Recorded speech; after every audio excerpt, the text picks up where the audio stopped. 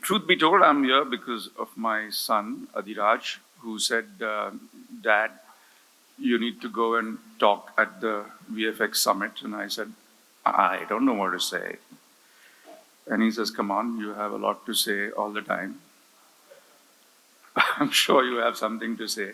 And then I said, Acha, kitne baje, yaar? He's saying, subah 10 baje. I said, nobody who has been a VFX artist will keep a 10 o'clock shift. VFX people work at night. So I'm hoping that more will join as they wake up.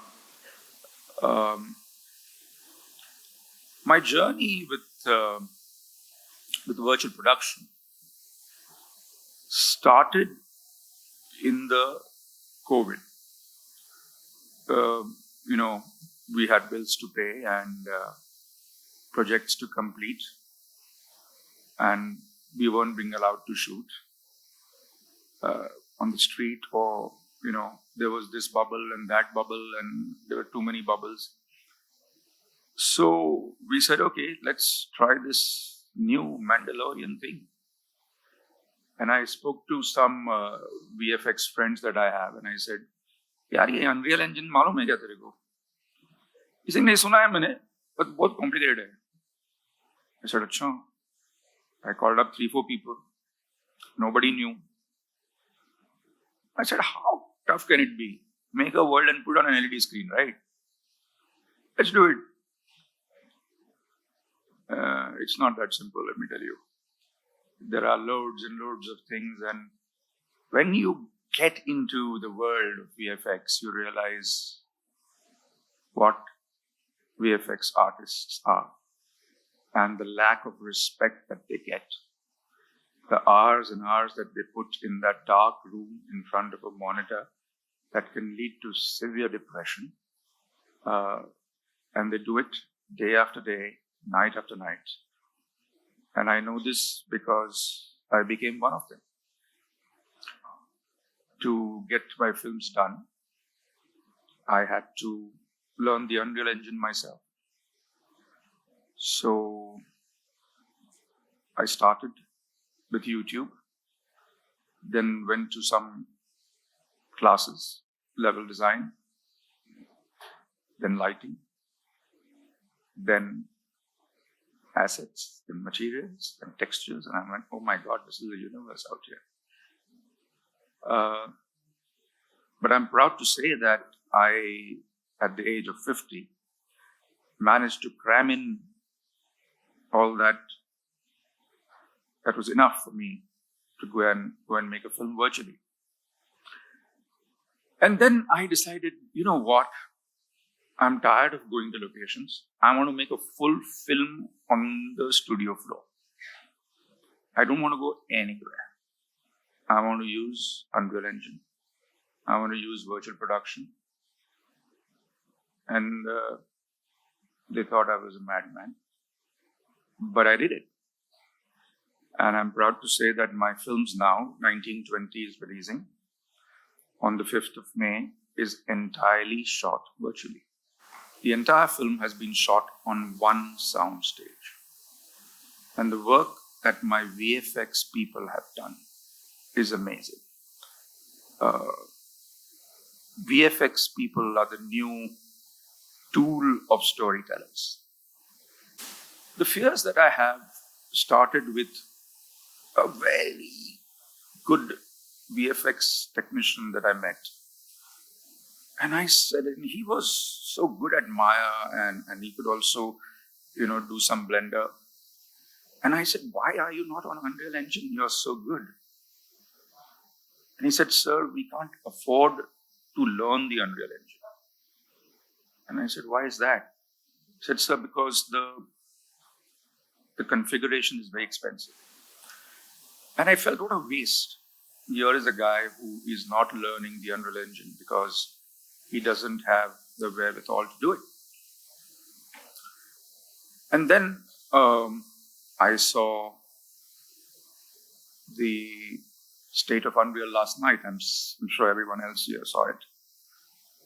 And now, as if we were not getting used to 5, they've gotten 5.1. And by the time we are getting in touch with 5.1, they're blasting 5.2 into our heads. And they're coming out with new material. They're coming out with meta-human animators. They're coming out with so much. And I feel that our workforce, that our army, is the VFX people. And if the VFX people are not in touch with what is going on, if we fall back, take the case of AI. AI is coming in so strongly that, editors like Runway are already doing wire removals easily. And it'll come. People don't know about it as yet, but slowly one producer is going to say, hey, ye to easy hai yaar. And there goes our ability to do wire removal in the studio. Compositing is already becoming a problem with virtual production. So I think that we must protect our workforce. I feel we must educate our workforce. And to do that, I propose that all the VFX studios that are here today, we are all vying for business. We are all trying to undercut each other for business. And that's great, because that's business. But somewhere we are all one. Because if one survives, the other will survive.